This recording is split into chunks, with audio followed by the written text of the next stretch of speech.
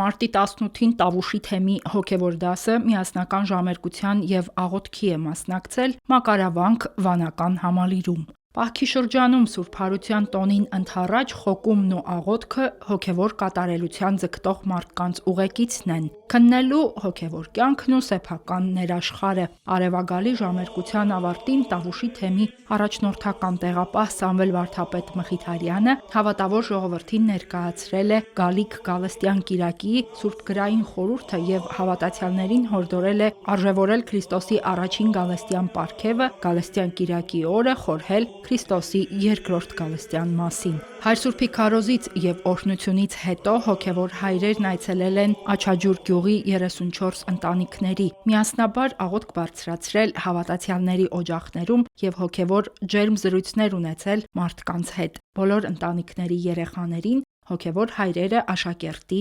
Աստվածաշունչ են նվիրել։ Հերմինե Հակոբյան, Եկեղեցական կյանք։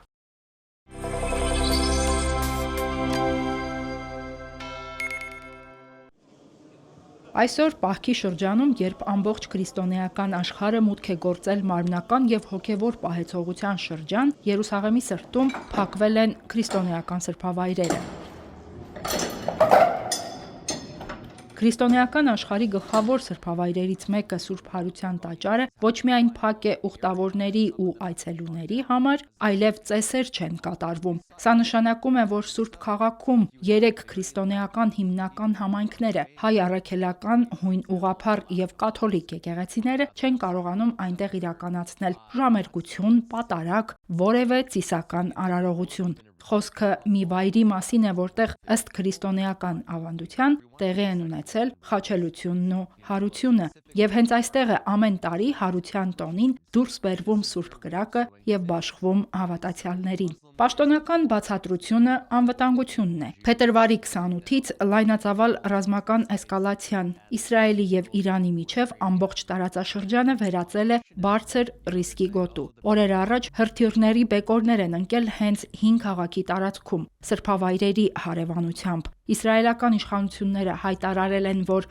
մեծ հավաքները վտանգավոր են եւ որոշում է կայացվել փակել սրբավայրերը, ներառյալ Սուրբ Հարության տաճարը։ Պատմության մեջ տերունակող վայրերի հասանելիության հետ կապված սահմանափակումներ եղել են, սակայն նույնիսկ համաճարակի տարիներին տաճարում ծեսերը չեն դադարել ամբողջությամբ։ Անգամ պատերազմների ընթացքում եկեղեցին շարունակել է իր ծիսական կյանքը։ Նման լիակատար փակումը, հատկապես ծիսական կյանքի դադարեցմամբ, հազվադեպ եւ բացառիկ դեպք է։ Քրիստոնեական համայնքներում դժգոհությունը մեծ է։ Հոգևորականները քննադատում են իրավիճակը, մեղադրանքները հիմնականում ուղղվում են Իսրայելի իշխանություններին կրոնական ազատությունների սահմանափակման համար։ Նշվում է, սա հարված է ոչ միայն հավատացյալներին, այլև Երուսաղեմի պատմական կրոնական ստատուս քվոյին։ Հատկապես սուր է արձագանքը այն պատճառով, որ փակումը տեղի է ունեցել Պահքի շրջանում եւ նախորդում է Զատկին, երբ հազարավոր ուխտավորներ սովորաբար հավաքվում են հենց այս վայրում։ Հերմինե Հակոբյան, Եկեղեցական կյանք։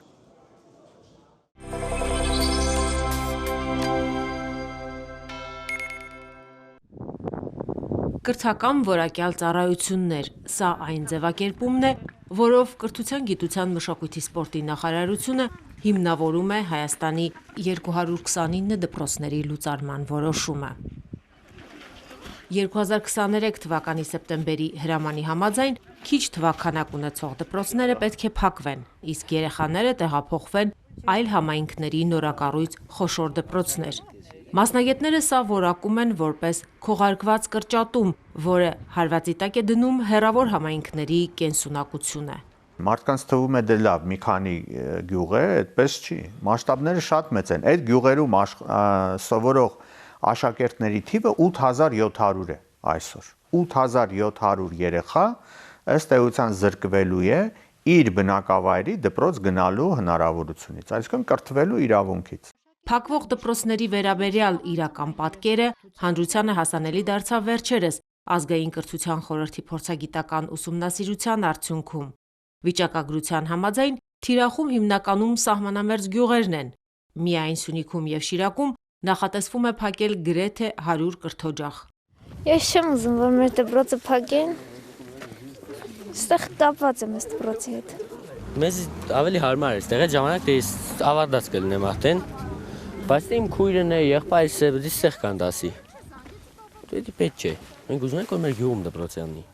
Եթե գյուղում դպրոց չկա, արդեն շարժնել է քչնում գյուղի ու բնակչությունները մնան գյուղում, ինչ են, դպրոցը չկա։ Կգնան ուրիշ տեղերով, գյուղի մարդիկ պակաս են։ Բարձր լեռնային գոտիների խստաշունչ ձմեռներն ու քանդված ճանապարհները հարցականի տակ են դնում նախարարության խոստացած որակյալ կրթության հասանելիությունը։ Ամասիայում, Աշոտսկում, Սիսիանում, որտեղ խիստ ձմեռներ են լինում, մարդիկ նույնիսկ պլանավորում են երեխա ունենալը։ Աքսիոմա է, եթե դուք դպրոց չունեք բնակավայրում, նշանակում է նոր կյանք չի կարող այդ բնակավայրում առաջանալ։ Գիտեք, այստեղ նաև ինչ անընդհատ թերություն կա այդ մտածողության մեջ, էլի։ Մտածում է, որ օրինակ լավ դպրոց ունենալ է, նշանակում է օրինակ վերանորոգված, չգիտեմ, կահավորված դպրոց ունենալը, դա որակյալ կրթության երաշխիք է։ Ուրեմն եկեք ասենք, որ այդպես չի։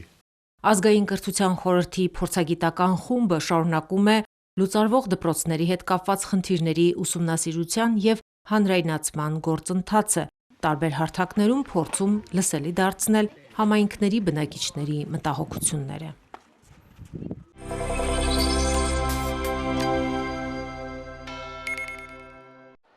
Ըմբիշ Սուրեն Աղաջանյանը դարձավ Եվրոպայի չեմպիոն։ Սերբիայում կայացած մինչև 23 տարեկանների Եվրոպայի առաջնությանը Հայաստանը ներկայացնող Աղաջանյանը հավասարը չունեցավ։ Նա 60 կիլոգրամ քաշային կարգի եզրափակչում 2 րոպեում հաղթել է վրացի Գեորգի Կոչալիձեին ու հերթական ոսկին ապահովել Հայաստանի համար։ Այս հաղթանակն առանձնանում է նրանով, որ Սուրենը սահմանված ժամանակից շուտ է հաղթանակ տարել բոլոր մարտերում։ Մինչ եզրափակիչ հասնելը հայ ըմբիշը պայքարից դուրս է թողել Ֆրանսիայի, Լեհաստանի եւ Դանիայի ներկայացուցիչներին։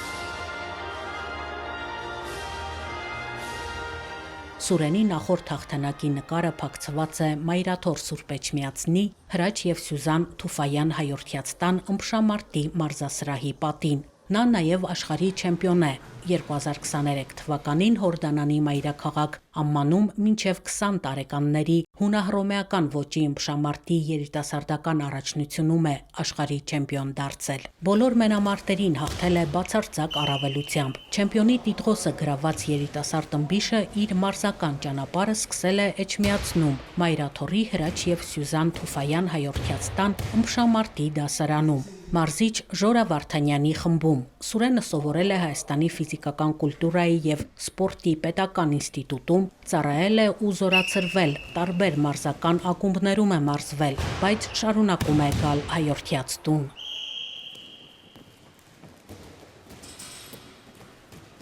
Սուրեն Աղաջանյանին հերթական հաղթանակից հետո ծափերով, շնորհավորանքներով դիմավորեցին հարազատ հարկից ներս, Էջմիածնի հայորդյաց տանը։ Հավաքվել էին տարբեր դասարանների սաներ, դհոլահարներ, պարողներ։ Մենք հպարտ ենք քեզանով ոչ միայն հաղթանակի համար, այլ նաև քո համեստության, աշխատասիրության համար։ Հատուկ շնորհակալություն մարզիչ Ժորա Վարդանյանին։ Այս խոսքերով դիմավորեցին չեմպիոնին հարազատ հաստատությունում։